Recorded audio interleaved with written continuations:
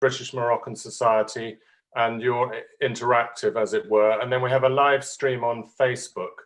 So people following on the Facebook page, hopefully dozens, if not more than 100 people will be following on Facebook. And then we also want to welcome the World Storytelling Cafe, and Mike Wood and Lucy and John Rowe, I can see are here, but there may be other members listening in and watching. So I will just introduce Abdelmajid Hannoum. So he's a professor of anthropology at the University of Kansas, and this is his wonderful book called Living Tangier. And we got in touch sort of by accident. Abdelmajid sent me a message on Facebook saying that he'd read an article that I wrote for the BBC, for BBC Online, and it was about Tangier, and he wanted me to give the source of a quotation in the article. And anyway, we interacted, and he said he needed the quote for his book, and I said that I was writing a book about Tangier as well. So we agreed to swap books when they were both published. So I sent him my Tangier history book, and then he sent me Living Tangier, and it arrived. And I must admit, sometimes when I start off academic books, I worry that they're going to be a bit dry and they'll have lots of long words like epistemological or teleological, or, you know, and luckily this is the opposite of that. It's very personal and beautifully written, and I found it profoundly enlightening, and it completely revealed another world to me about Tangier that I had no idea existed. And I do actually feel slightly embarrassed and slightly guilty that there I was, you know, spent sort of 4 or 5 years researching a book about the history of Tangier. And I'd focused on the sort of romantic picture of these Western writers and artists and musicians who were attracted to the exoticism of Morocco. And it actually says on the back of this book, Living Tangier, it says, in the Western imagination, Tangier appears as exotic and romantic. The reality is far more complex. And so Abdelmajid has basically revealed, he's shone a light on people that are marginalized and often not talked about, and certainly not talked about as human individuals.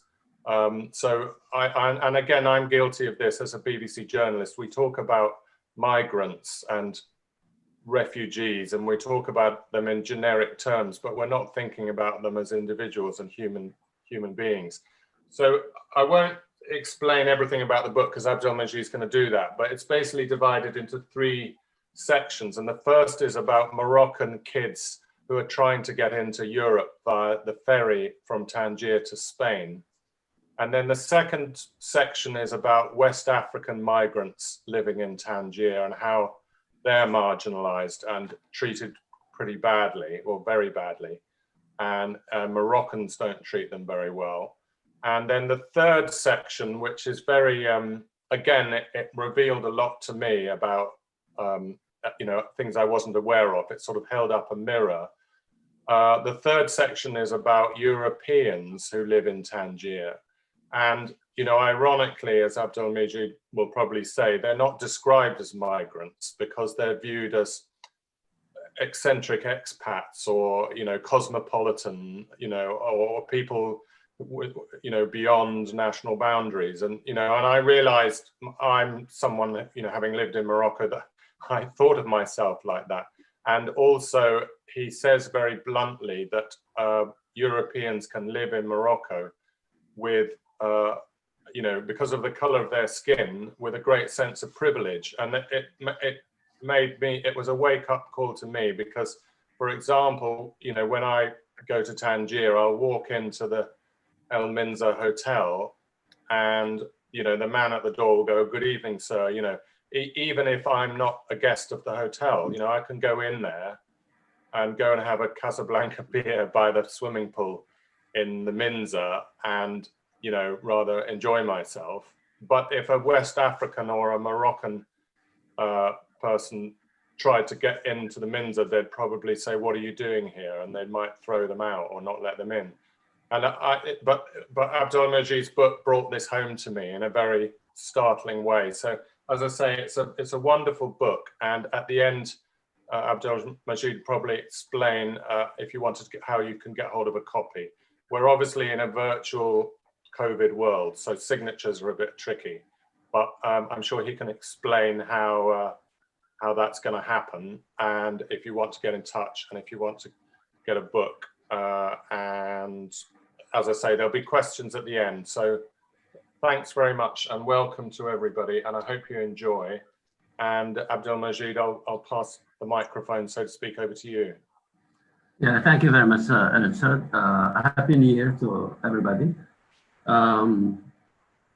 Yeah, I will be talking about the book, but because it's almost a 300 pages book, so it has different aspects. Even when I talk about the migrants, there's the aspect of migration. There are also personal aspects, such as sexual aspects and relations with other migrants and personal histories. So there's a lot of information that, but I would like to focus here really on the general view of the book. Before I do that, I should complete the anecdote that Richard started with. I read an article by him, as a matter of fact, by Richard, about Tangier. I think it was in BBC. And there was a very interesting information that I found. Basically, it was sometime by John Hopkins, that I knew. He was a writer, and he wrote about Tangier. And so I found that information very important. So what I did before I wrote to Richard, I was in London at that time, actually. I went to the British Library, and I spent days looking for that citation. Really, I mean, I think I read maybe all the books that man has written. So finally, I gave up, and then I said, "What shall I do?" So I had this idea that maybe if I write to the writer, he would respond, and he did immediately. And he told me basically it was an interview that he conducted with John Hopkins. So I included that citation as such. So the book that I will present to you, it's really about two aspects, but these two aspects are intertwined. On one hand, I talk about migration, and more specifically, I talk about migrants who cross from Morocco to Europe. But I also talk about migrants who cross from Europe to Morocco. So what I really try to do is because it's an anthropology, or more specifically, it's an ethnography. I will say what that means. I talk about the personal experiences of these people, their motivations, their dreams, their plans for a better future, and so forth. So basically, that's the first aspect. The second aspect, it has to do with the city of Tangier itself. So basically, it's also a book really about the city of Tangier in the present, right now. And when I say in the present, I really mean because there is something so important that happened in Tangier by early 1990s, and it's continuous in the present. And basically, the thing that has happened is Tangier has experienced, and it continues to experience, these new waves of migration that it didn't experience before. Of course, Tangier did experience different waves of immigration before, but this one that has been experienced since 1990s, it's very, very different, and they will show in what way it's different. So therefore, when I talk about Tangier, the city, I also talk about how the city has drastically changed by these waves of migrants. Okay, so I should first say that Tangier has always been international. As a matter of fact, it's one of the historians of Morocco. His name is Majid. He said that Tangier is the most European of all Moroccan cities. And he said that a long time ago, I think by the turn of the 20th century. And so Tangier has always had this very, very important international dimension. As a matter of fact, historically, it has been connected to Europe, way even before the advent of colonialism in the African continent. It was occupied by the Portuguese in 16th century, and it was then offered as a dowry by Queen Catherine to Charles II of England. And the British stayed there for 60 or 70 years. Then it went back to, to the Portuguese, and it went back to the Spanish. And by the turn of the 20th century, it was pretty much like colonized by all colonial powers, and it was ruled by a council that represented England, it represented Spain, Italy, France, but also the United States. So this international dimension of city, city still keeps it, meaning Tangier, including today, it still has like, kind of memories of those like, colonial pasts. In the name of its streets, you have like streets by the name of Rue d'Angleterre, Rue d'Amérique, Rue Vasquez, etc. And also like in cafes, I mean, you have Café de Paris, you have Café Berlin, you have Café de Vinci, and so forth. So that's basically like, the kind of the introduction really to the city, in the sense that, like I stress, its international dimension and its very, very strong connection to Europe. The people of Tangier, they are acutely aware of that, as a matter of fact. Hence, this is just not an introduction, because it does explain, at least in part, their relationship to sub-Saharan Africans and also their relationship to Europeans, okay? It's a city that sees itself as a white city. It's a city that really, like at times it turned back, it's back to Africa and to Morocco, and it looks towards Europe. So Tangier was an international city, meaning it was a colonized city, but it had like just very, very interesting like type of colonialism, because everybody was there from 1925 to 1956. Just a couple of months before independence, Paul Bowles, who was like a very important, a writer, very famous resident of the city, and he was also, as a matter of fact, a great musician. He wrote an article that was published in The Nation. It was called The End of a Cosmopolitan City. And basically, he expressed this anxiety that independence will bring the end of Western presence in the city. Why? Because of the rise of Moroccan nationalism, and because clearly, I mean, like independence meant basically that the Moroccans will be in charge of the city instead of the European Council that existed before. So that was really kind of more an anxiety. It was more a fear. It was not really a prophecy, because the city after 1956 continued to be a magnet for writers, for artists, for celebrities even. And Richard wrote beautifully about that. So my book is not about this part. And by the way, this part is really important. So it's an exotic Tangier. It's when we say like it's a mythical Tangier, we don't mean it's a false Tangier. It just means that like it has like a very strong narrative that you find a little bit everywhere, in literature, in films, and in travel kind of guides and so forth. That's very, very captivating, okay? So it's a Tangier that does exist, and it's a fascinating Tangier, as a matter of fact. But there's another Tangier that I was interested in that has been kind of neglected, and not entirely. I mean, some writers such as Muhammad Shukri wrote about it. To a certain extent, but not really in a deep way. Tahir Bajdoun also wrote about a book that's called Libyan Tangier, that that inspired me to call this book Libyan Tangier.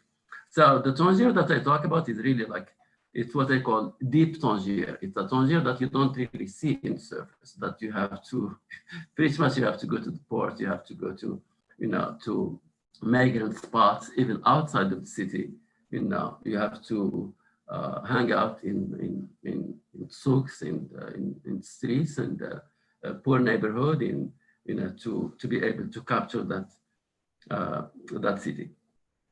So again, the Tangier that I talk about is really kind of it's a Tangier that has changed, you know, by early 1990s. When we say early 1990s, pretty much we're talking about what we call the age of globalization. So Tangier has been deeply affected by that, demographically and culturally. Demographically, because it has witnessed and experienced these waves of African migrants, but also Moroccan migrants from the countryside, but also from the shanty towns of the big cities such as Casablanca, Rabat, Fez, and Meknès, and so forth. So culturally, also because since 1990s, Tangier became, I would even dare to say that it became like the favorite city, you know, of the king. Tangier during the international phase was neglected, you know, by European itself. I mean, they never really invested in it. During the post-colonial era, it was also neglected because it was part of the infamous Reef. But Mohammed VI like paid, you know, special attention to Tangier, and within 10 years, Tangier went from really kind of like marginal city in the landscape of Moroccan cities into the second, you know, economically prosperous city in Morocco, only after Casablanca. You know? So the migrants that I'm interested in and that I talked about, there are three types. You know, there are the sub-Saharan Africans. That's what they are called in Morocco, but they are sub-Saharan Africans, but they are more specific than that. They are Western Africans, you know, because there is like kind of like specific routes that migrants take. Usually like West Africans go to Morocco. Central Africans usually go to Tunisia. And East Africans, they also go either to Egypt or to Tunisia.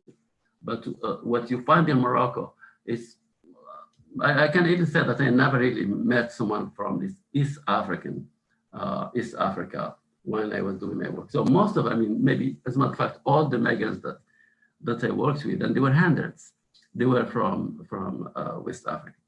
So, and then you have the Moroccan youth, and really age 6 to age, the oldest I've met was like 34 years old.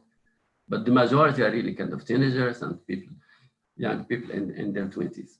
And then you have like, you know, the European migrants, and basically these are completely different type of migration than the one that we witnessed during the colonial period or even after independence. Those are like really kind of regular people, usually like middle class, even lower middle class. Usually they are middle-aged. You have some younger people.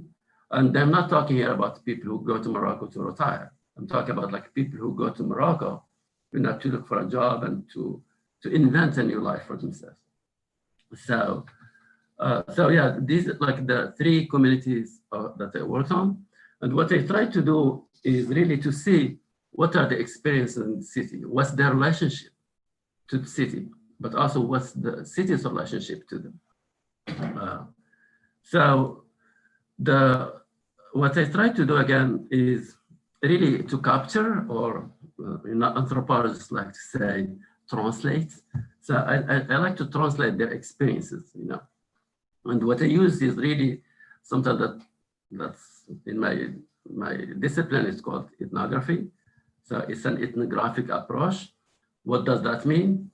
It means it's based on field work, meaning like it's based on this idea that you have to go there, that you have to hang out with them, that you have to participate in their life, that you have to interview them individually and by groups, but you also have to observe them, and you have to, you know, to share their experiences basically.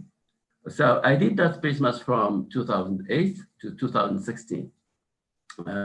Every summer, every winter break, except for the year 2010, 2011, I was there for an entire year. So an ethnographic approach, basically it's really what Clifford Geertz calls deep hanging out. You know, you don't just hang out, you kind of like, you you become part of the group, basically, and it's a process that's really not easy. I mean, it's long and it's painful also, and it's not certain, meaning that like, because it's based on this idea of trust, whether kids or the Europeans, as a matter of fact, or the sub-Saharan Africans, whether they will trust you, to kind of like share their experiences with you, to tell you basically stories, because that's what's really about at the end. So the purpose of all this hanging out is really to understand those experiences, to understand the motivations, why people live,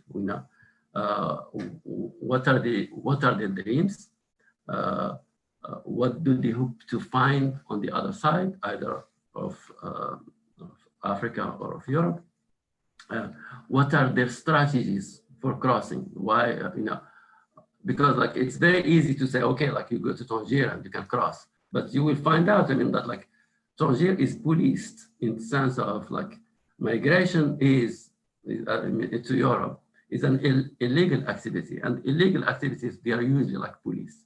So to find out like how migrants would kind of, cross, what kind of strategies they adopt, that really, it needs a lot of like patience and a lot of kind of, trust, to be able to get that type of information. So I would like to just say a few things about this type of migration, because as I said, it's new. The European one, of course, like, what we call usually colonization is really a type of migration. But what I'm talking about, like the Europeans in the 1990s and even now, it's middle class. Usually it's a middle class. It's usually also like it's middle-aged type of population who, interestingly enough, they also move to Tangier really for economic reasons. Usually like because life is hard in Europe, life is increasingly more expensive in Europe, and so forth. So in Morocco, like Morocco is still very affordable, compared to even Spain or to France. And in addition to that, and this is something we'll talk about in a minute or two, there is the white privilege that's so important, that really makes like an ordinary French person or Spanish. Usually, you have all kind of like Europeans in city, but like the French and Spanish kind of, they are very well represented. So like an ordinary person can move there and they really find themselves like well respected, well regarded, well treated, and you have all kind of like resources, that they have access to, that the sub-Saharan African or like the Moroccan from the countryside, he cannot have access to. So as far as the sub-Saharan Africans or Western Africans and the Moroccans, this is really a new migration. Of course, as I said earlier, like in colonial times, you do have like Africans who go to Europe, but usually that type of migration, usually it was forced, and I'm not only talking about slavery. That's a completely different, aspect, tragic aspect. I'm talking about like the regular type of migration, migrants that work in factories, but also like people who serve in the army. They were usually like forced, especially during this like a huge crisis during the First World War, Second World War. And so that's a forced type of migration. The one that we have today is not forced. It's voluntary, but it's more than voluntary. As a matter of fact, it's characterized by three things that I find tragic, and one of them is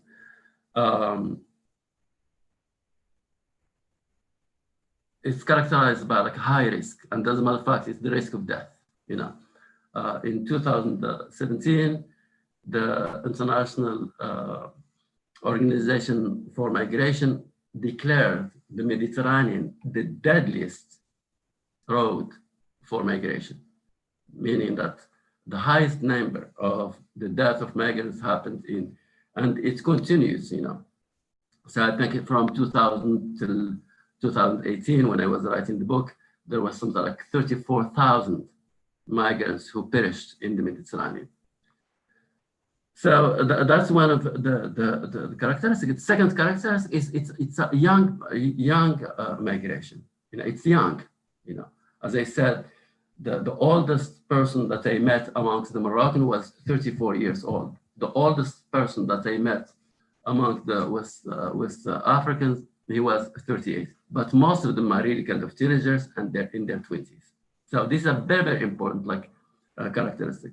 The third characteristic is not a migration that's motivated by poverty, you know, and this may even come as a shock, especially when I give presentation, because there is this common idea that what really causes migration is poverty, because people are so poor that they do whatever they want, whatever they can, including they take the risk of death to get the hell out of there. You know, as a matter of fact, I sent one of the pictures.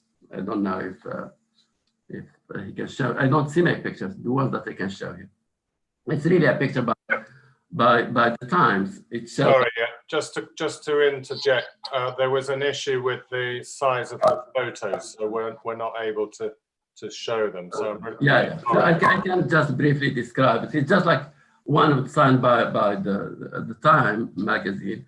And it's on its cover. You have the you know, really the image of Africa, and you have this like skinny, naked Africans trying to get the hell out of there, and it's like a prison, and they look hungry and starving, you know.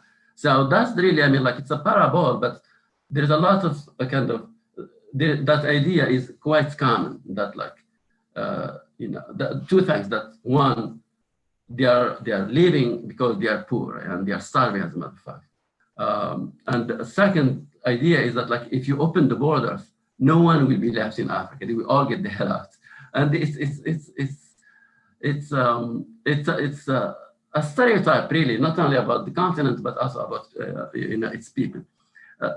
Poor people usually, like at least like in the context that I'm talking about, not only they don't want to migrate, but they cannot migrate. I mean, migration is in the realm of the impossible, you know. Why? Because this type of migration is not cheap, you know. You need a lot of money to be able to do what these you know, these migrants are doing. For a migrant, or you know, from, let's say, Nigeria, you know, to make it to Morocco, just to Morocco, you know, just to Tangier. And they say he because this type of migration is mostly masculine. You have women, but it's really kind of like they are really underrepresented. I mean, like it's tiny minority. And usually, like when you have women like that, usually there are, you know, the guys, I mean, the husband or the boyfriend or the, you know, the protector is around there. So it's mostly like a masculine migration, and of course, you know, exclusively young. So you need like 7,000 euro, you know, to, you know, so 7,000 euro in Africa, in Morocco or Nigeria, it's a small fortune. I mean, a poor person doesn't save 7,000. I mean, as a matter of fact, maybe like in state, like poor people don't save $7,000, you know. So it's a small fortune that's needed in order to make the trajectory just to Tangier. Of course, I mean, like after Tangier, it's a different game. So it's not really motivated by poverty. When I say this, I don't mean that like the economic factor is absent. As a matter of fact, it's not. It's very present, you know. But when I say it's not poverty, I mean the motivation is usually like has to do with youth, because there's something so characteristic not only about young people. It's acutely found amongst young people, but it's very human. It's the desire for us not to feel stuck, you know. Hannah Arendt talks about the human desire to feel rooted. We all like to feel rooted. We like to feel that we are part of families, we are part of communities, we are part of, you know, countries, you know, and so forth. So that's really important, and it's real. But also at the same time, we do not like to feel stuck. Really, I mean, the idea of being stuck, it's the idea of freedom. We like to feel free. Okay. So young people, they have that. I mean, it's an urge that they do not want to be stuck, you know, in the same neighborhood, in the same city, in the same country, you know, when days are alike, okay? And there is no change, you know, and you have this kind of overwhelming feeling that life is static, you know, it doesn't move. So you have that really that urge. Many times, like when I ask the migrants about why do you want to live, and like, I want to see that world, you know. Moroccans would say, "بغيت نشوف داك الدنيا," you know. So this is really, I think it's a very, very important factor. Another important factor is the fact that what I usually call modernity, it has like, it exerted a magical and tyrannical impact on people's imagination, you know, including like the youth imagination, okay? Meaning that the world, the modernity, or like Europe or the West in general, projects a specific image of itself outside that does not necessarily correspond to what exists within it, okay? Meaning like the way like Europe, and when we say Europe, I really use it metaphorically, because you can use the word Europe as Baudrillard did. Even, I think it was Lyotard who used it in this way. Even about, like, let's say Australia or about America, the idea of Europe, it's more like you know, kind of a mythical image, you know, that we have about what Europe is. So that really, I mean, it's so strong, and especially in this world in which we live today, which is basically the world of globalization, you know, high technology, social media, and so forth, in which like the world is close to you, you know, and this specific Europe that I talk about is really like, it's tangible, you know, for the youth on the other side. And it's fascinating, you know, that really constitutes a very, very important, like, kind of psychological factor for the youth to kind of, you know, attempt to explore, you know, which is really, I mean, it's also about human curiosity, like this something that fascinates you out there, and you have the youth, and you have the time, and you have the energy, you know, to go and explore it, you know, and it's within reach. And when I say it's within reach, I don't mean only that it's an image that's out there, it's an image that exists inside, let's say, a country such as Morocco or Nigeria or Mali or Senegal. A number of times when I ask, and then of course, because I've been living in Western countries for almost 40 years now, and I would say, I mean, my approach basically like prevents me from kind of like giving them lesson or lecturing to them about how hard life is in Europe, or indeed it's in Europe. I mean, because the United States is not within this geography that they are dreaming of. So when I say that, I mean, sometimes like I kind of, I do say sometimes like that life is hard in Europe, and you cannot convince them, because you do have like during summer, you know, more specifically during summer, they have like tangible images of this Europe that I talk about. And usually those are like either migrants or like kind of Europeans from Moroccan origin, or you know, Senegalese, French from Senegalese origin, and so forth. So they can see that type of Europe, especially during summer, you know, when all kind of like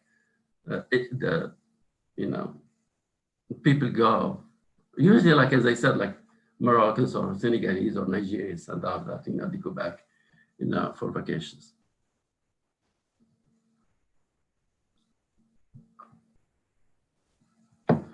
So,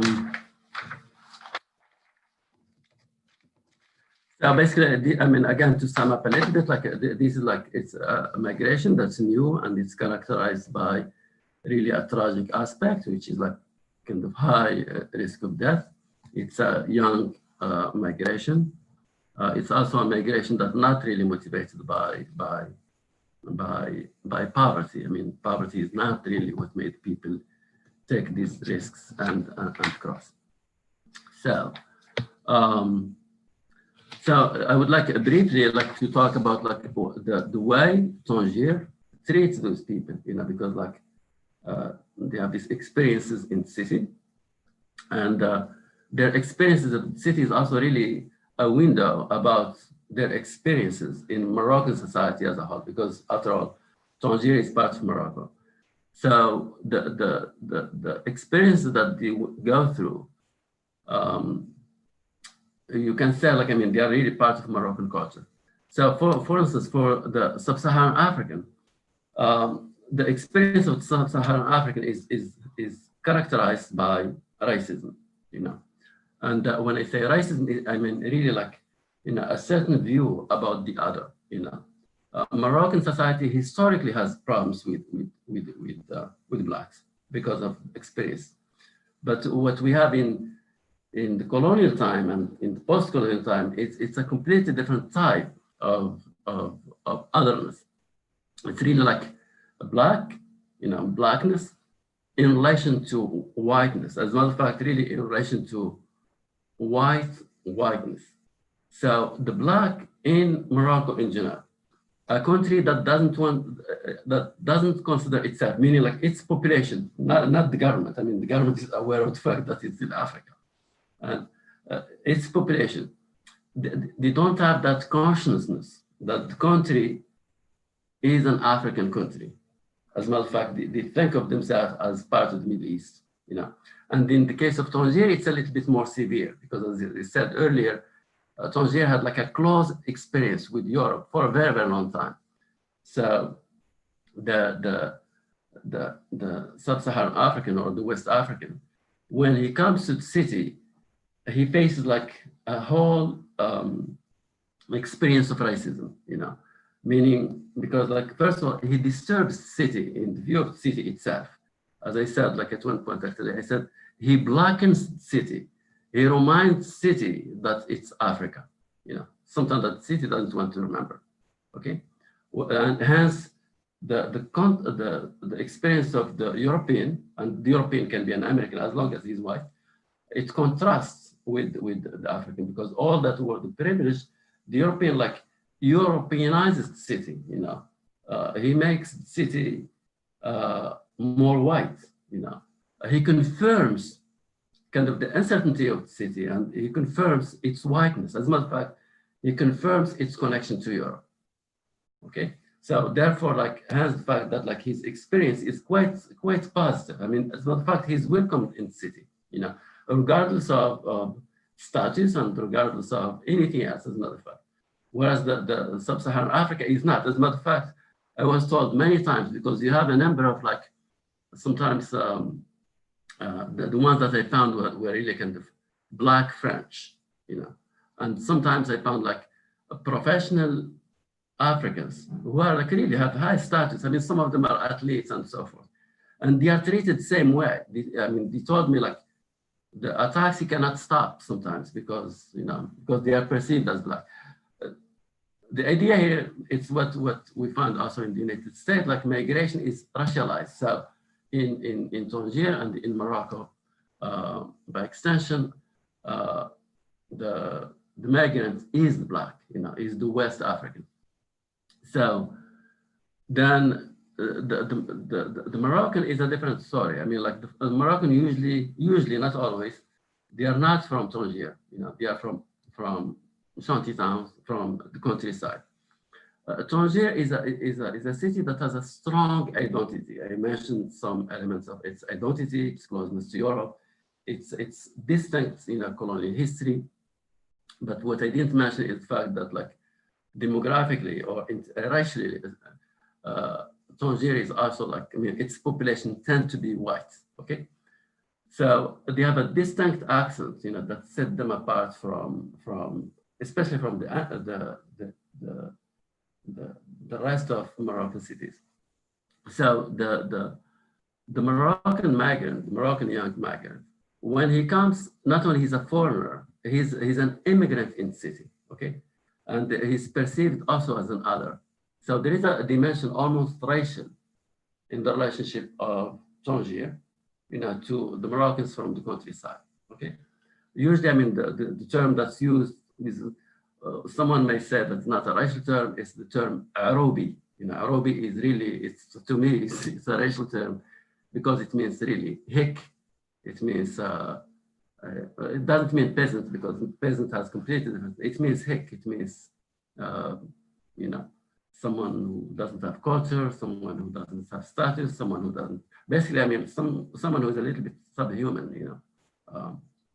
So as I said, the European has a completely different situation in Tangier, and it's a situation of privilege. And if you want to know how much privilege a European has, I will tell you this. As soon as the sub-Saharan African or the West African sets foot in Morocco, automatically he becomes like illegal immigrant. Okay, I mean that's the term. This term did not exist before 2003. The word like illegality, غير شرعية, or even immigrants, it did not. It was only introduced in the law of 2003. So the sub-Saharan African or Western African is automatically considered illegal. He's considered illegal in Morocco, but he's also considered illegal while in Morocco by the EU, because the EU is very involved in Tangier. It's very involved in Morocco. The EU is very concerned about like all these waves of migrants that would cross to its border. So therefore, what the EU does, it invests not only in all type of resources to stop that type of immigration in Europe, but they do so in North Africa in general and in Morocco, specifically, but also as a matter of fact in Libya. So the privileged position of the European is that it's quasi impossible to become an illegal immigrant. Why? Because first of all, there is no visa for the European. I mean, like a French or a Spanish can come to Morocco without a visa. All he needs is a passport.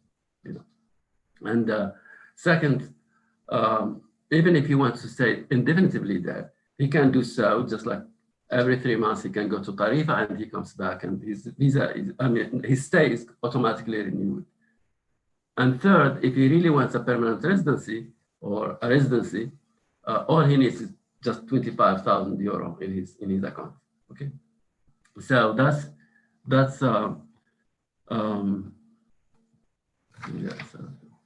that's basically the situation of the European in Tangier. There are a few things that I would like to.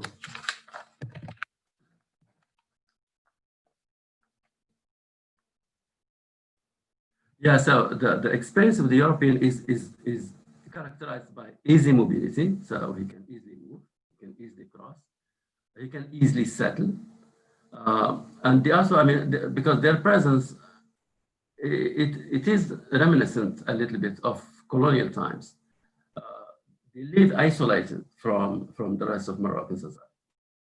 Whereas the sub-Saharan African does live with Moroccan. He does, as a matter of fact, even live in poor Moroccan neighborhood. As a matter of fact, he even learned Moroccan dialect. It's almost a phenomenon, like among sub-Saharan Africans, despite the fact that Morocco for them is just a transit, but they get stuck most of the time, as they said. They do speak Moroccan, they do learn Moroccan. The European doesn't, As a matter of fact, what I've noticed is like the language in Tangier is French. Someone from Spain, it's still a kind of, Spanish is still very present. Let's say someone from Sweden, if he moves to Tangier, he or she must learn French in order to communicate, not Moroccan. So what I would like to do now is just to read to you some passages, because I said that what I try to do is really bring like the voices of this population and translate them, to communicate like their experiences. All right. So this is the experience of Khalid. Khalid, when I met him, he was 18 years old, and he told me basically that he was in Tangier at the port since he was 11 years old. So, and they asked him, why did you start this early? And he laughed and he said, listen, I swear by Allah, I will not lie to you. Crossing is an addiction. In Moroccan Arabic, it's a hareg bilia. He laughed even louder. I joined him. He then continued. He said, burning is an addiction. I have to burn. I cannot help it. My family used to live in Azru, which is like a town not far away from Knes. I used to see people from abroad coming with cars, money, and all of that. I used to hear people talk about how wonderful life is abroad. Those were people who have never been there. It's then that I got the idea to cross. I came to Tangier at age 11 to stay with my sister, a nurse. She used to work at night while she was at work. I came here and they tried to cross. I was in bed before she came back from work in the morning. But one day, the police arrested me with 30 other kids and took us to Plaza Toro, a police station. The police split the group into two. Those who were from Tangier and those who were not. Those who were not from Tangier, they were sent home in buses. I lied to the police and I told them I was from Tangier. They still kept us for an hour and a half, and then they decided to let us go. By then, my family knew. My sister called my mother, and then she called the police to report me missing. The police told her I was at the station. My family came to fetch me. They wanted to take me home, but I told them I would come on one condition. They said what? I asked them to find me a way to go to Europe. I wanted my family to buy me a contract. A contract is really basically like a smuggler that you pay, usually 6,000 euro, and they will take you to the other side. So they promised they would, but they did not keep their promise. So I resumed my attempts at crossing. Now I'm here. You see, my body is here, but my mind is in Europe. I live in a contradiction. Pointing to his head and then to his body, he said, I want my body and my mind to reunite. He then laughed again. This is a story of Muhammad. Sounds like the part of the book is also about what they call illegality. I mean, how one becomes illegal. And I argue with others, of course, that illegality, is a construct. It's something constructed by the state. None of us is really born illegal. What creates illegality is law. And in Morocco, since 2003, illegality existed. Why? Because the law declared that a certain migration is illegal. Once you create a prohibition, Michel Foucault said, suddenly you have an entire field of illegality around it. So I say that to my students sometimes to explain to them. I said, listen, there is no illegality here. If I ask you to stop texting, immediately there are going to be a lot of illegal practices. Basically you will be texting behind my back. So Mohammed is a 27 years old Senegalese man, arrived in Morocco when he was 22 years old. He managed to get a residency when he was 26 years old, just a year before I met him. So he works in a street bookstore, a fab. He's well liked in the neighborhood and even in the entire city. So he still wants to go to Europe. I asked him, crossing without a visa is illegal. He laughed and he said, when crossing, we do not think about law, about visas, about papers, about stamps, and all of that. We just want to cross. What will you do if you cross? I asked. Once I'm there, he said, I will know how to impose myself. How? I asked. I cannot say how, but when I'm there, I will know, he told me with unshakable confidence.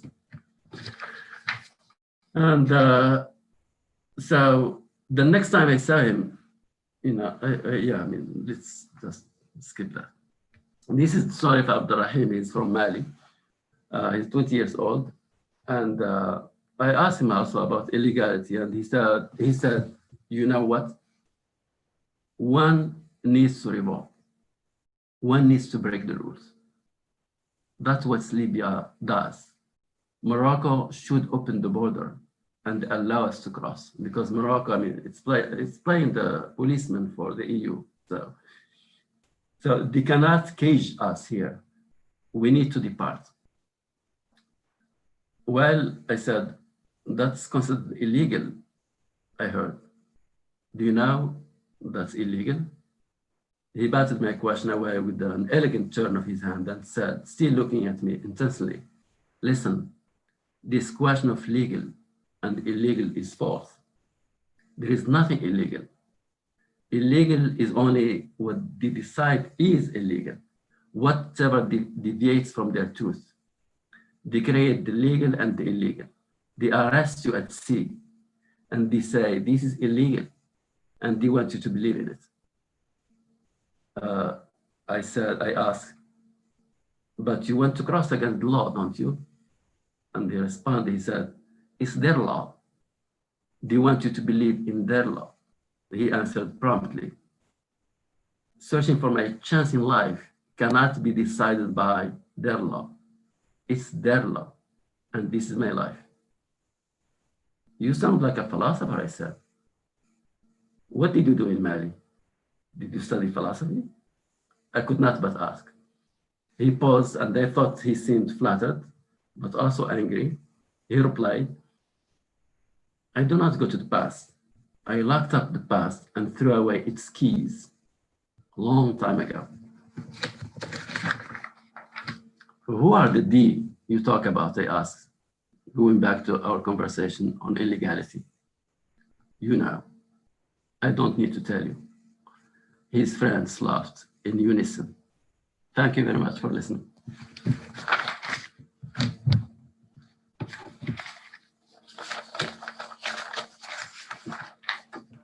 Thank you very much, Majid. So, if you want to, I'm getting a sorry. Yeah. If you want to ask a question, just feel free to physically put up your hand or put it up virtually. So, Ali, you've got a question already. Yeah. Thank you very much. I was wondering actually that there was a sizable British community in Tangier. Unfortunately, most of their members have actually passed away. Have you approached that in your book?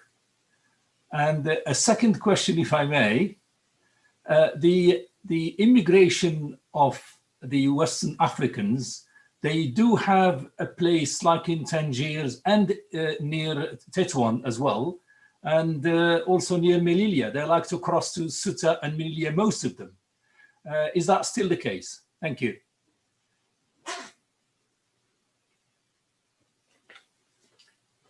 I'm mute. You're on mute. Yeah, I did it a lot of British men and women, as a matter of fact.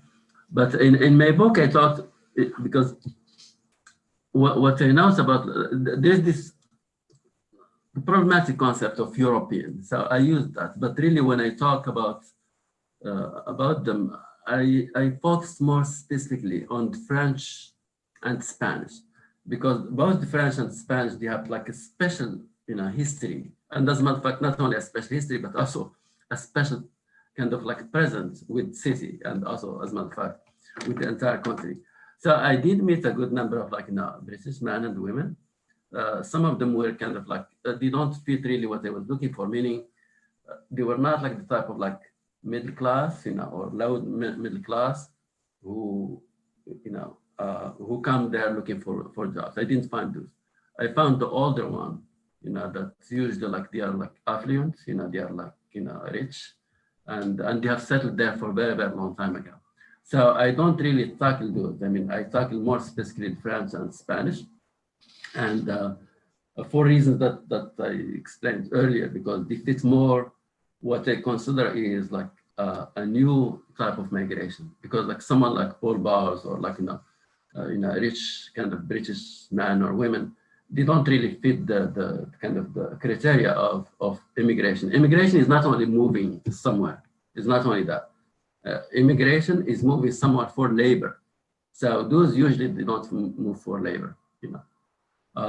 For the what you just said about like the you know outside of Tangier, but also in Melilla, yeah, you have in outside of Malabat, as a matter of fact, you have like kind of almost forests where the migrants live, and they have tents and they live there. Also, like in Melilla, outside, you know, there's a forest where they live there like really for months and sometimes for years. But at the same time, like Tangier is really like it's the attraction, because even if they live in this forest, they have to come back to Tangier. Why? Because as a city, it has all kind of like networks of migrants. If you want to look for a smuggler, you cannot find it in the forest. You have to come to Tangier. If you want to find like kind of connections or even information or even buy, because usually they buy like some kind of small boats, you have to come to Tangier. So basically, like Tangier is kind of like the center. Like that's where like you have all kind of stuff happening. Okay. Do we have other questions? Yeah, Deborah, you need to unmute yourself. Thank you. Well, thank you very much for a very interesting and insightful talk. I think I was very moved by the story of Hamid, the 26-year-old working in the bookshop. And I wondered if your conclusion was that people who set their heart on going to Europe and have dreams of going, and these dreams are shattered, prevents them being able to plan the rest of their lives and have realistic dreams. Is that the conclusion that you came to? That's not, yeah, I'm sorry. Can you hear me? Yeah. Yeah.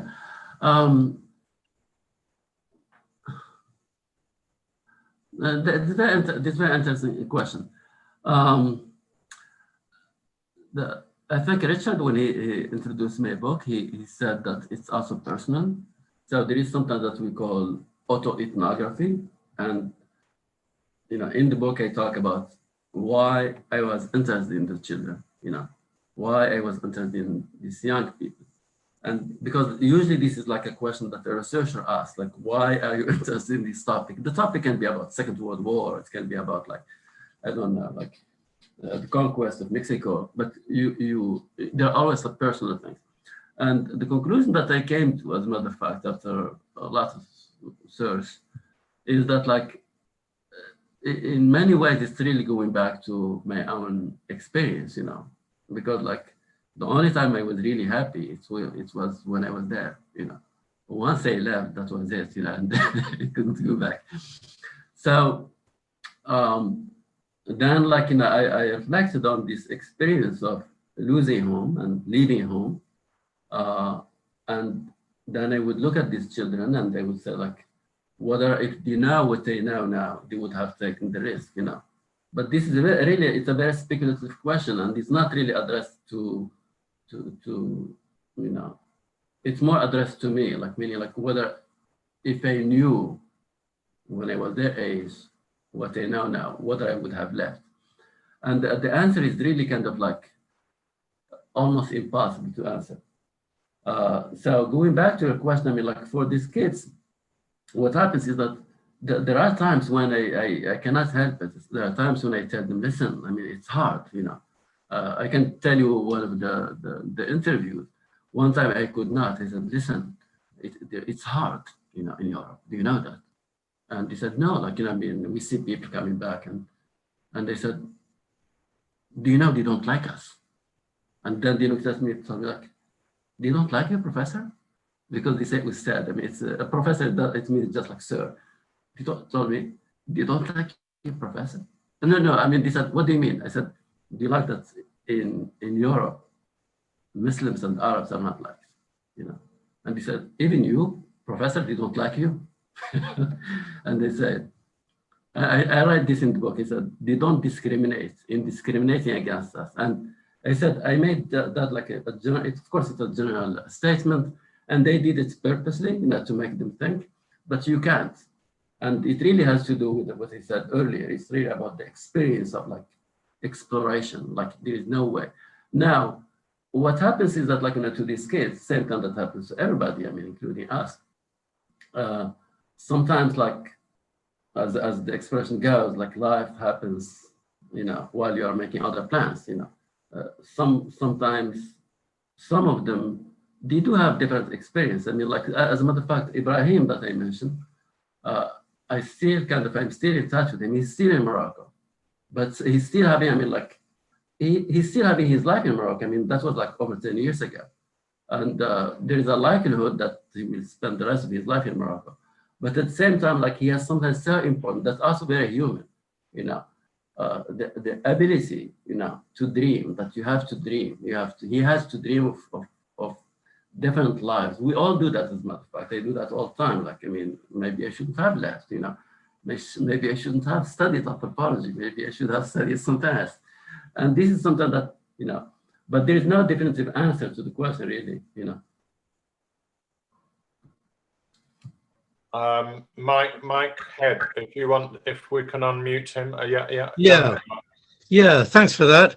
Yeah, it was interesting to hear you talk about the migrants.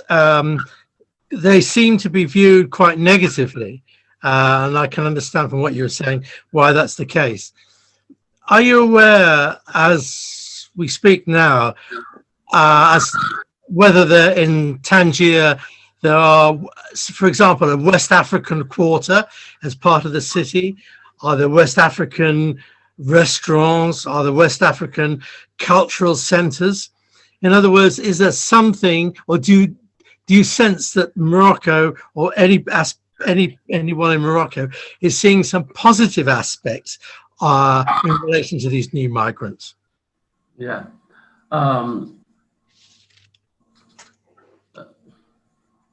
The experience that I try to explain, it's more like on the people's level. I mean, like, despite the fact that I said that they do experience a lot of like racism and a lot of even sometimes violence, as a matter of fact. We had cases in which migrants, you know, were killed.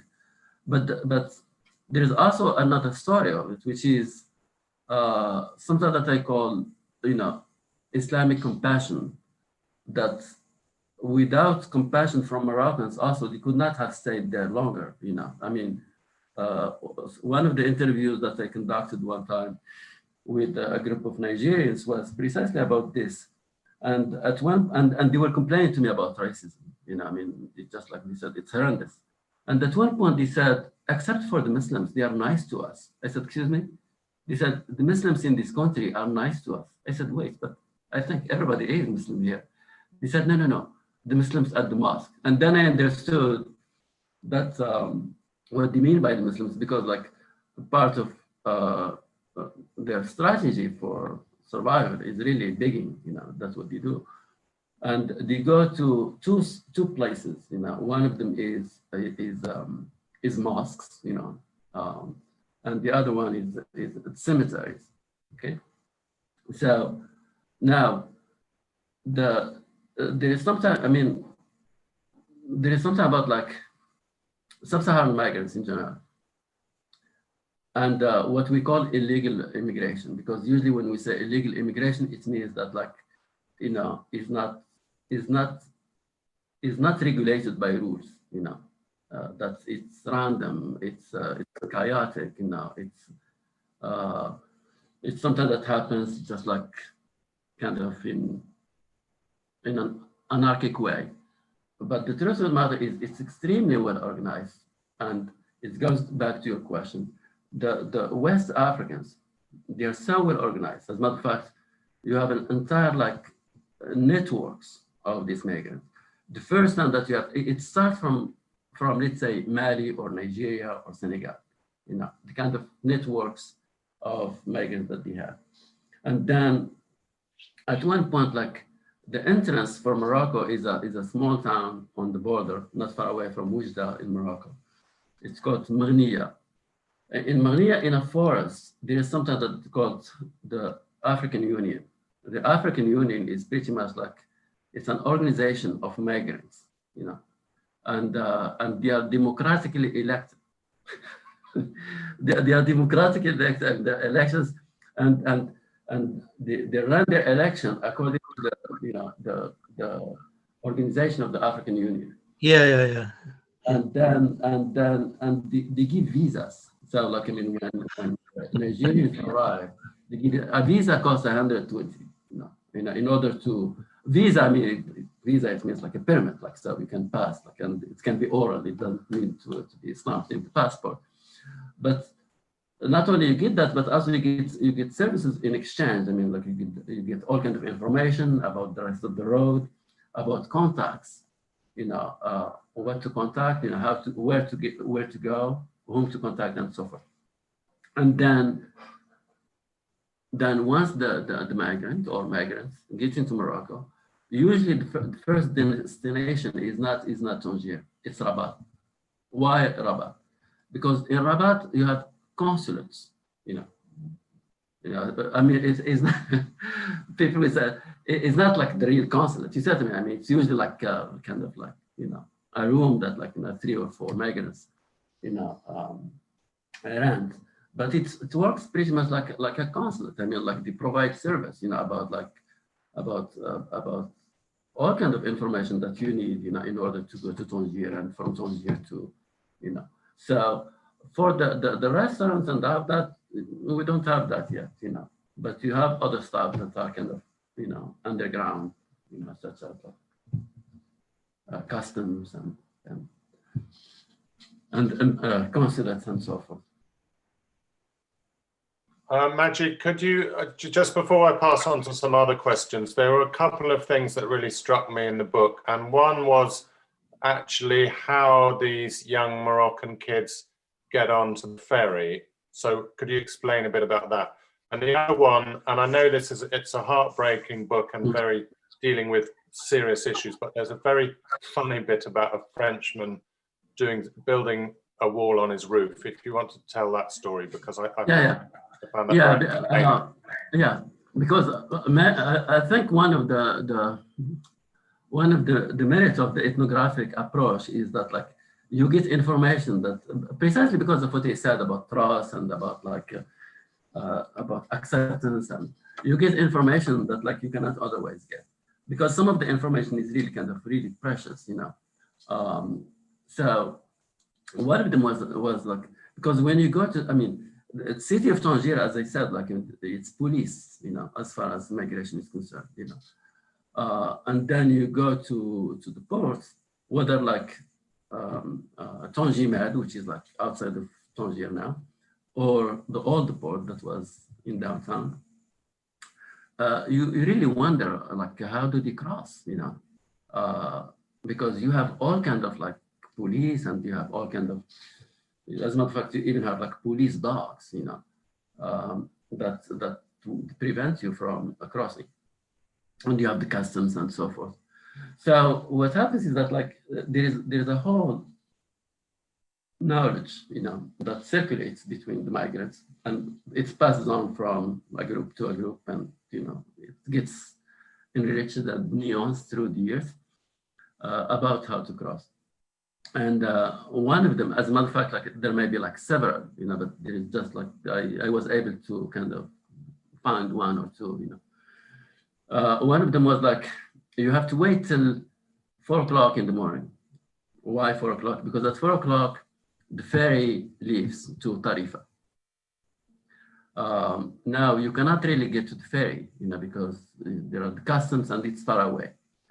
So they get to the ferry from a side that's unguarded. You know, you have no police, you have no dogs, you have just, as a matter of fact, it's really in the area where they sleep. You have to wait till 4 o'clock. So at 4 o'clock, usually this happens in groups. It doesn't happen, it's not just individual. I mean, they put all of their clothes in plastic bags, you know, and they have these like pieces of wood, you know, that I didn't know. I mean, initially I thought because the wood can help you kind of stay, you know, on top of the, like not sink. So what they do at like 4 o'clock, you know, they kind of move to the ferry, you know, swimming, while their clothes are in the plastic bags. So when they get to the ferry, they stop, you know, and till the moment when the ferry has to leave. Then they take these pieces of wood and somehow, like, you know, they stick them in the sides of the ferry and they stood on them, you know, and they can click to the ferry. So before they get to Tarifa, just, I mean, they can see like Tarifa, you know, I mean, so they got off and then they swim on the sides, you know, and it's at 4 o'clock again in the morning, or 4:30 by that time. Why that time? Because usually, you know, the guards, you know, they don't pay attention, but also usually it's very dark at that time. So that's basically how they do it. But there are other ways, I mean, including, you know, I mean, like one of the kids that, as a matter of fact, it was Khalid that I talk about, the one that he said, crossing is an addiction. He told me one time, because like he was from a middle-class family and he's really nicely dressed. He dressed sharply. You know, I mean, he destroys that stereotype about Harraq as being kind of like homeless children. No, he's not like that. And he's well educated and like, so he told me that I just walked straight to the, you know, he told me the guard didn't pay attention to me because I was well dressed. So again, like there are other ways to, you know, that they use to cross. About the French celebrity experience, when I got there in 2010, I was in the Qasba Medina, and then there was a situation, like, I mean, the residents of the Medina were upset about it. So what happened was, like, there is this person and he's wealthy, and he had a nice, really, I mean, nice villa, as a matter of fact, like, that looks at sea. Somehow he constructed a wall. Okay. His neighbor didn't like that because he blocks the view. But not only he blocks the view, but also he decreases the value of his neighbor's house. You know, because a view at sea is like, it increases like the value of the house. I mean, when you try to buy a house in Tangier, the first time that people would ask you, does it look at sea? You know, so the neighbor clearly, I mean, like, he had legitimate reasons to kind of be angry. So he talked to the Frenchman. I mean, he told him, could you please, like, I mean, you cannot do that. And the Frenchman, no, he said, like, it's my house, I can do whatever I want. So the neighbor goes to complain, you know, to the authorities. And basically he told them that, like, listen, I mean, like, this guy, he built a wall and they cannot see, and the value of my house is going to go down and so forth. So they called the person. They told them, listen, like, you cannot build a wall, you know, you cannot do that. He said, no, I can't do that. Like, you know, it's my house, I can do what? They told him, no. The law doesn't allow you to do that. We have here, something here that's called bon voisinage, you know, that you have to take into consideration the interest and the peace of your neighbor, you know. Then he realized that he lost the argument of absolute property. And given the fact that he was in a Muslim country, so he wanted to use another argument, you know, and the argument was the following. He said, well, my wife take sun bath on the roof, and they don't want man to be staring at her. And the authority told him, listen, I think your wife shouldn't take baths on the roofs. You know, I think, you know, I think your wife should not undress on the roofs because that's like space, you know. And then basically, like, you know, he lost the argument. There are two contradictions about this story, as a matter of fact. You know, the first one is that this person, just few years, this happens in, no, actually, it happens in 2010. Yeah, a few years after, like it was like in 2014, the French banned veil, what they call veil, that's what's called, le voile. So this person, because he's a celebrity, he's a media celebrity, as a matter of fact, he's someone that was like overly present in French media.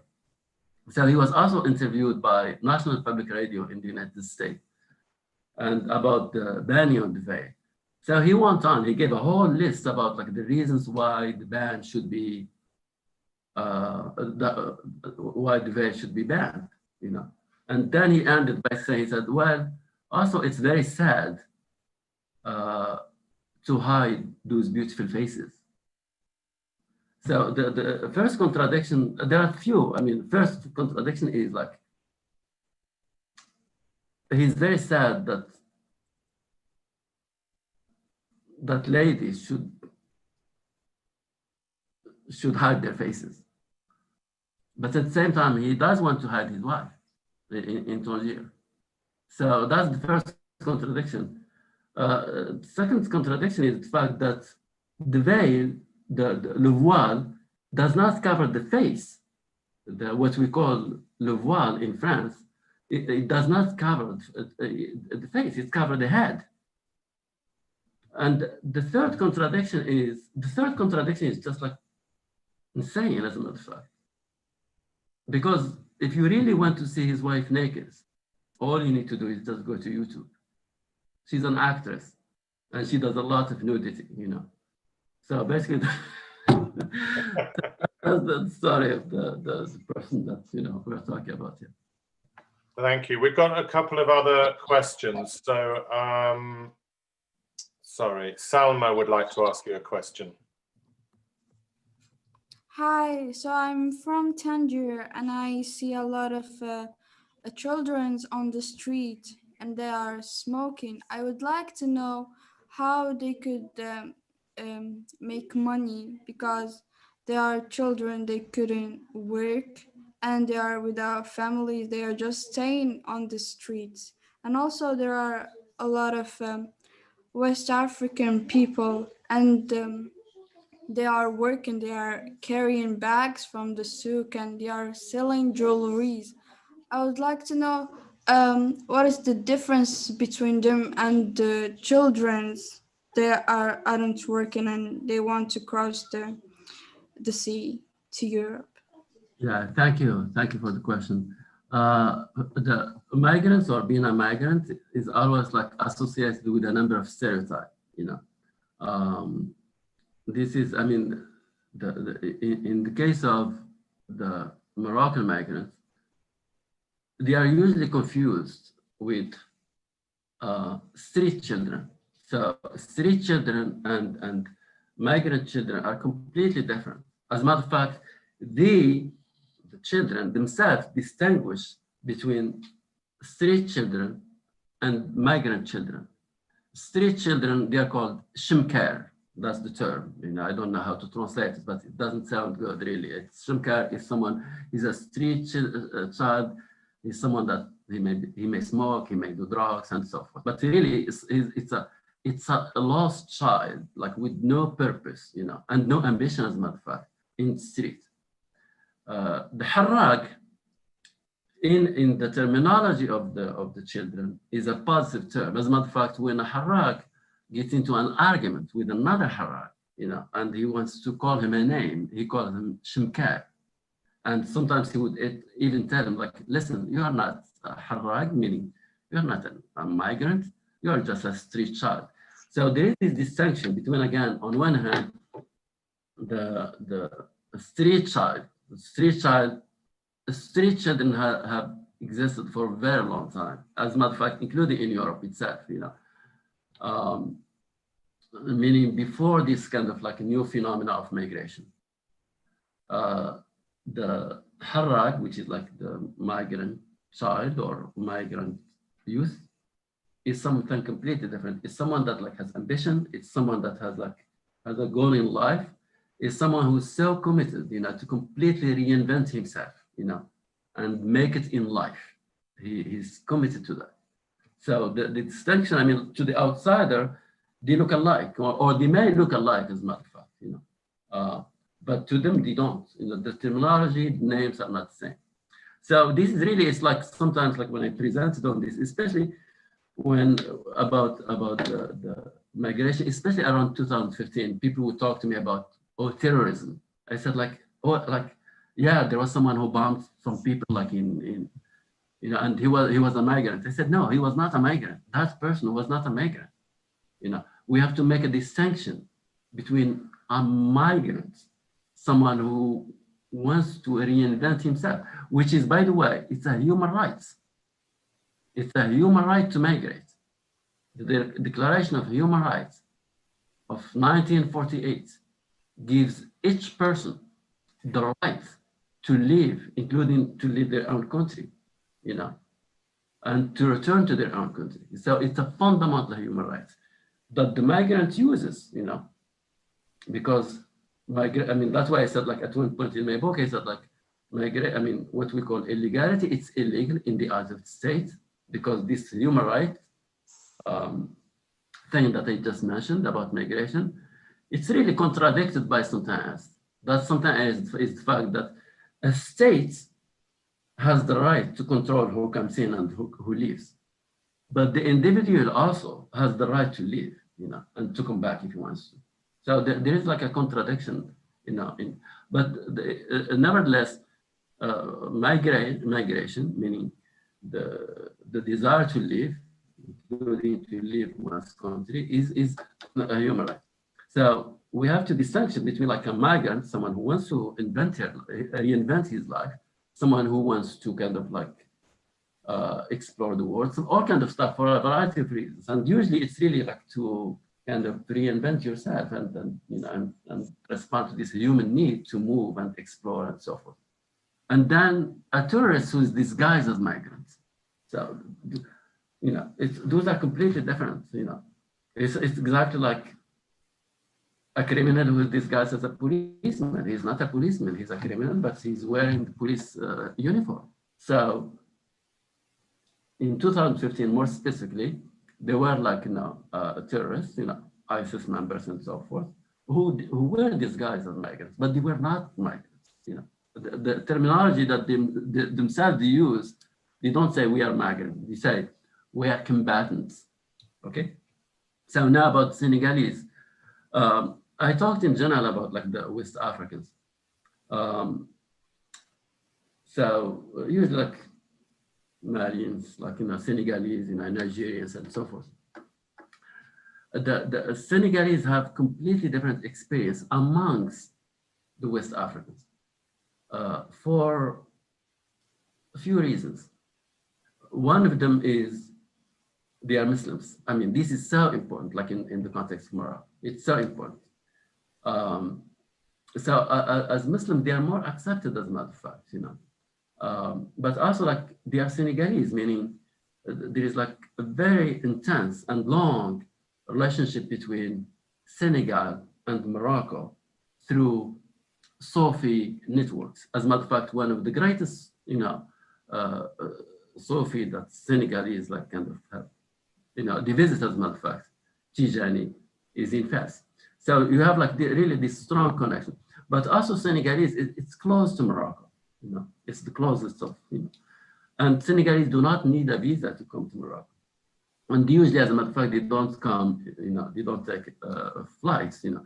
Usually the migrants, they come in cars, you know, and in small groups. And therefore, when they come there, you know, they sell all kinds of products and so forth, you know, while preparing to kind of like cross if they can, you know. The other ones, the Nigerians, the Malians, and all of that, because of the circumstances, also because they are far, because like, you know, a number of them are not Muslims, as a matter of fact, despite the fact that usually, like when you ask them, usually, you know, even if the person, you know, has like a kind of Western name, like he may be called Patrick something, he would always like invent a Muslim name in Morocco. They adopt Muslim's name, you know. One time I think I realized that like each time I asked, like, I think it was Nigerian, he tells me like, my name is Musa Ibrahim. I said, like, how many of you are here? I mean, like, but eventually I realized that the person was not Musa Ibrahim. He had a different name, but he invented that name. But again, like for the Senegalese, for the Malians and all that, because it's far away, because like it's harder, because like they are more disconnected, from their country of origin. They use a number of other tactics, and one of them is really kind of digging, in the street, begin street, like in normal times, they make $20 a day, especially during summer when there's more activity and more tourists and more movements, they make way more. So anyway.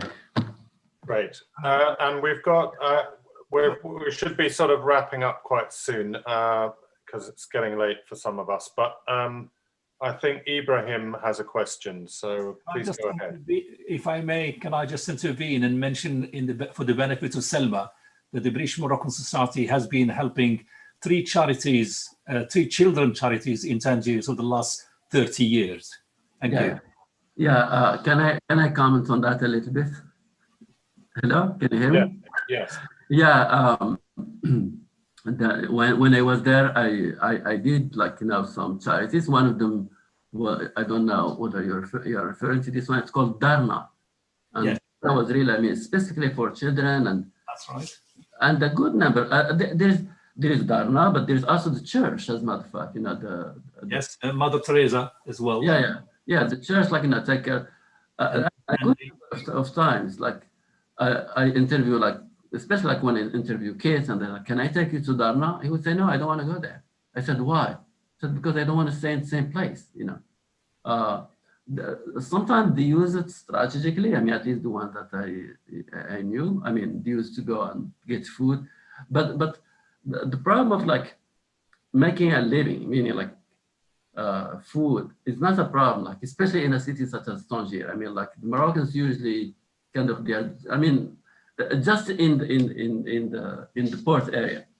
The port area is at least how the way it was, because it has drastically changed now. It had all kind of fish restaurants, and usually the kids that's where they go, And as far as kind of food and all that, it was not a problem. The problem was how to cross, not how to live in Morocco. That's why I said, initially I said that even maybe with these kids, the poverty is not a factor. I met kids who had really they were making a good living, and some of them, as a matter of fact, they work, but at the same time at night they come to the port, to try to cross.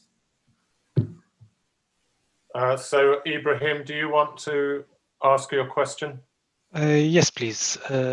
Thank you, Abdelmajid, for this presentation. I just want to ask you for your perspective about Tangier. With these recent changes in the city and economic developments, do you think that make it cultural better or worse? Just taking the example that you mentioned about Khalidin, where they took him in Plaza Toro. In the past, Plaza Toro was a cultural premise. Now it's become a police station or a prison. Yeah. It's a very difficult question. I knew Tangier. As a matter of fact, my first line about Tangier is I opened the book by saying that when I was leaving Morocco and I was crossing Tangier, and I was 18 years old first time I left, and I could see at that time the city was it was really poor. As a matter of fact, it was very marginalized, and signs of poverty were just we were talking about 1980, as a matter of fact. And then I had, it has always been my favorite city. That's, as a matter of fact, that's one of the reasons why I also decided to work on it. I have experienced, I have observed that city for the last 40 years. So now when I go, of course, there is, the difference between Tangier today and Tangier in 1980 is just tremendous. Whether that change is better or not. I don't really have my own opinion about this. I mean, I know what the different perspective that you have in the city. Usually, like Tangier, natives of Tangier, usually they are more kind of like critical of the changes, you know, because they see that, I mean, like they have a certain like mythical idea about Tangier. And Tangier, I mean, like it was the Tangier of the Medina, the Tangier of the Qasba, the Tangier of Kafi Hafa, etc. And they feel that it has been like drastically changed in a way that they don't recognize today. It looks, there are certain areas like in Tangier, it looks a little bit like Las Vegas or something like that, with all kind of, you know, these Western hotels, like, you know, Al Hayat, you know, ABs, and all kind of like, you know, Westernized coffee shops and restaurants. And usually they are chains also.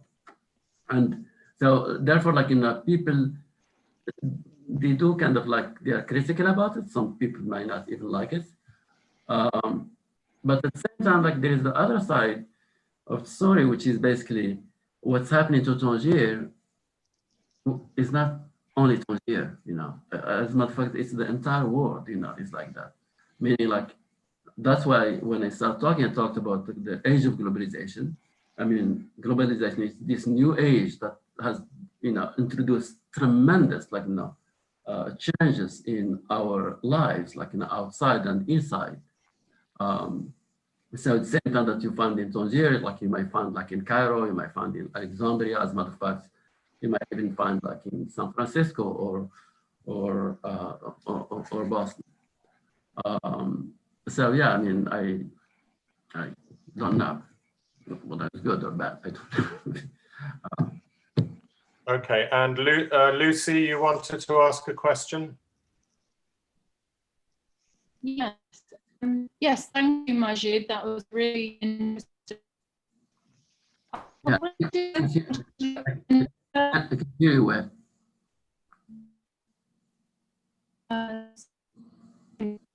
Sorry, Lucy, your screen has frozen.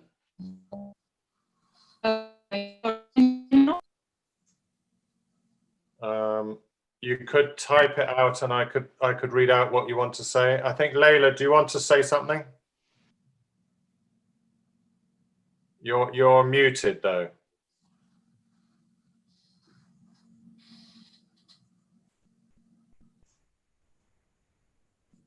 Layla, you're still on. Hi. Okay. Hi, thank you very much. I just wanted to say, I know Tangier, like the old Tangiers, was really sort of very racist against even Moroccans from the south. But now it has become much more of a mixed city from like more cosmopolitan. Do you think, I mean, I'm interested in your point, like what you said about the migration from Spain, people that are coming to work, Europeans that are coming to work in Tangiers, how it is viewed by people from Morocco, and then the migration from West Africa. And that it's not as accepted, even though they try very hard to integrate more and learn the language. Do you think Moroccans eventually are sort of have accepted lately more the immigration from West Africa? And is Morocco doing anything to help these immigrants from West Africa and help them to integrate into society in Morocco? Yeah. First of all, the problem of migrants in Morocco, as well as in North Africa, is not only a Moroccan problem. As a matter of fact, it's an EU problem before it's a Moroccan problem. Meaning the West Africans, they have no intention to stay in Morocco. That's why I said like the city is very interesting, because like it's a transit for migration. But at the same time, because of the drastic measures that the EU takes, many of them, not all of them, because like if I give you the numbers of like how many people cross, it's just unbelievable. Like you just wonder whether the borders are really closed, but they are really tightly closed, you know, with huge resources invested towards like kind of like guarding, you know, the frontiers of the EU, you know, from these migrants. So in many ways, like Morocco, I mean, and I'm sure that like it's given kind of, because like what we call usually like in diplomatic language, when whether with any like kind of country from the global south, so to speak, when they talk about cooperation between South and the EU, migration is always on the top. And by migration, I mean like you help us to stop, you know. So it's very important issue. It's more important for Europe than for Morocco. I will just give you an example. When the Libyans started the revolution, and the EU changed basically, like, you know, the NATO like started bombing Gaddafi. Gaddafi threatened the EU. He said, I'm going to unleash, I'm going to open the borders and unleash these migrants on Europe and turn it black. Sometimes that he knew that, like, you know, Europeans were terrified of, especially the, you know, the far right. So now you have all kind of incentives, you know, that are given to these countries, you know, to kind of like, you know, help them stop it. And one of the things that Morocco, for instance, did was kind of like facilitate the integration of these migrants in Moroccan society by first giving them residencies, you know, and a number of them got residencies. So at the government level, because the government is also responding to the EU pressure, you know, so they take a number of measures to kind of like, on one hand, stop the migration, flow of migration, but on the other hand, integrate these migrants in Moroccan society. On the popular level, there is a rejection, you know. Really, I mean, like predominantly, I'm not saying that all Morocco rejects them, but like I would say that like the, you know, the biggest trend is that anti-Black immigrants, you know. And it is a racial problem, you know, in Morocco. Meaning, like, if they were Europeans, most likely they would be more accepted. As a matter of fact, there is an inter-Arab immigration. Like, I think the first really like the first community of migrants in Tangier is not West Africans. As a matter of fact, it's Syrians, and that was before the so-called like, Syrian revolution, you know. So what I'm saying is that, like, at the popular level, there is really a rejection. Now, whether eventually the Moroccans will accept them, I believe yes, because like African migration to Morocco, even though I said like there is this new trend that goes back to early 1990s, it's something that has existed in the history of Morocco. Morocco, I mean, it's an African country that has been profoundly, you know, connected and impacted by all kinds of flows from sub-Saharan Africa to Morocco. Okay, so I really believe that eventually that, like, you know, they will be integrated. And my view, and this is a personal view, I mean, it's not, I believe that migration, whether for Morocco or for another country, is a big chance, because especially like when we talk about the type of people that migrate, it's really the kind of people that you really want them to be citizens of your nation. You know, they are young, they are ambitious, they are hardworking, they are intelligent, and so forth. Okay, so even, I mean, like I work in a department with a strong strength in genetics, and my colleagues, like, you know, who do genetics, they tell me that, like, you know, the greatest benefit of migration to a country is genetics. I mean, migration renew the genetic pool of a country, you know, of a group of people, as a matter of fact, of a nation, you know, that makes it like kind of stronger, more intelligent, and so forth. Yeah, thank you. Okay, so Lucy's, I don't know if your connection's got any better. Do you want to try again? Otherwise I can read it out. You need to unmute yourself, Lucy.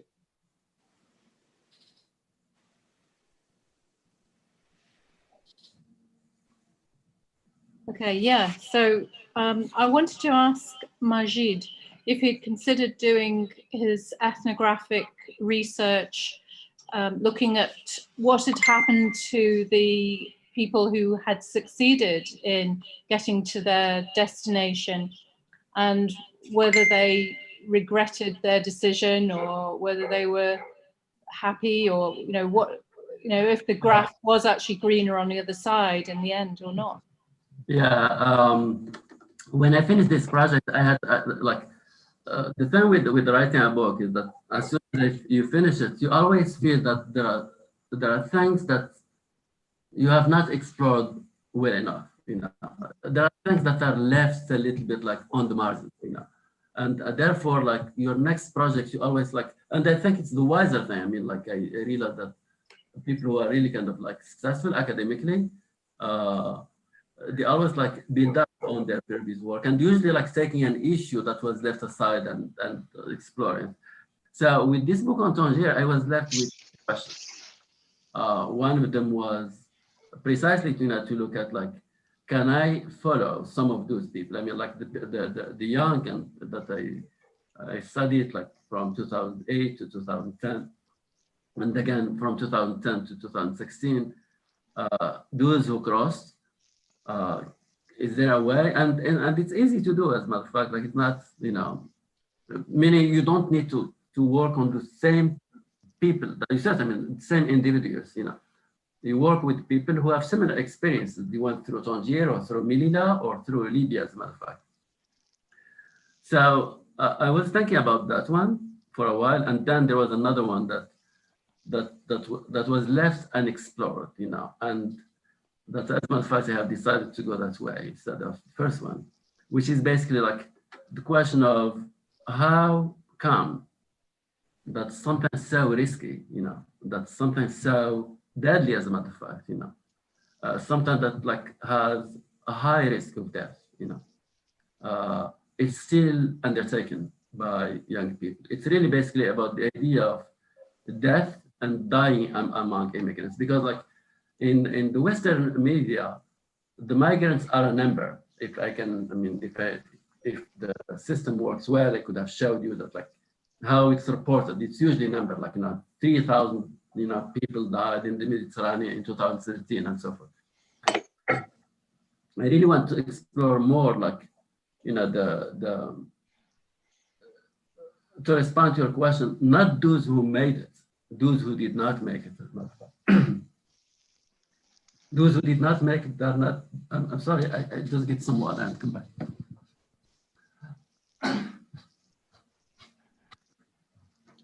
So we will finish shortly. I'm aware that it's gone on quite long. Yeah. But I think people I have a fireplace next to me. That's why. Sorry, please do, and then we'll close things up in a minute. If you want to just finish what you were saying, sorry. Yeah, what I was saying is that like I was more interested in those who didn't make it, than in those who made it. Those who didn't make it, they are not the ones that are stuck in Tangier or in Morocco in general.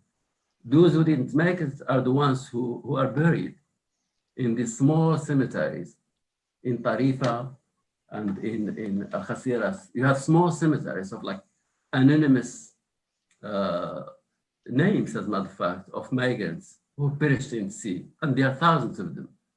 So that's really what I will explore next time. Okay, that was wonderful. Thank you so much. So it's very kind of you. So Abdelmajid, how can we get hold of your book?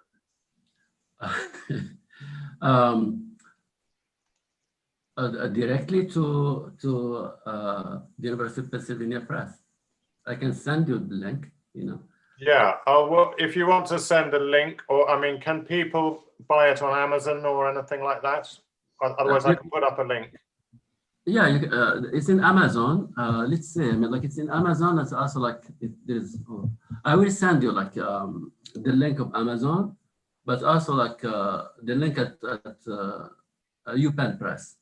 Yeah, so we can put that up on the British Moroccan Society Facebook page and on the website, and I highly recommend it. And really, it's very personal and very vivid, and it really brings it gives a voice to people who are voiceless, and shines a light on these experiences, which are very moving. And we're very grateful to Abdelmajid for his time and for his wonderful book. So I just want to pass over to Tim Morris, our chairman, who wants to say a few words to close.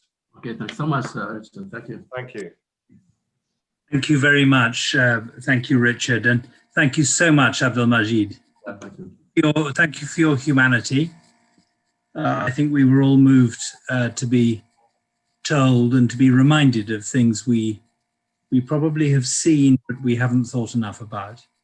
My personal experiences when I was ambassador in Morocco was, my crossing point was always Tangier. I always came through Spain because my family was there. And the Straits are one of the great crossing points of the world. They're one of the great physical points of the world. And it's worth remembering that all of us to the north, we all came from Africa. So we either came across the Sinai, we came across the Straits a few 100,000 years later. Those were the great emigrations from Africa. Migration is the human state. Yeah. We're all struggling with the idea of making migration somehow compatible with the way the modern state operates. And we didn't talk about the UK this evening, but as you can imagine, the British Moroccan Society talks about the two countries. There's a lot we have to think about here in terms of what we do, in terms of our own attitudes. And these things are complex. It isn't just a question of banishing prejudices. It's also a question of addressing real issues in our own societies. And but thank you so much for the reminder. I'm certainly getting on the link to buy the book. I must say, I think for all of us who know Morocco and have lived in Morocco, we're very struck by this story.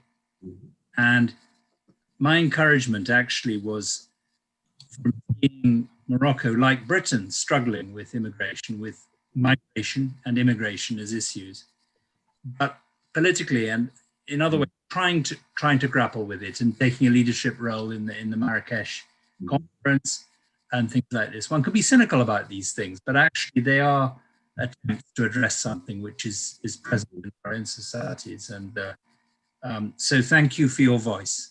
And I think it's been a great honor for us actually to have this subject dealt with in the society. So thank you very much for your time. Yeah, thanks so much. Thank you. Thank you very much.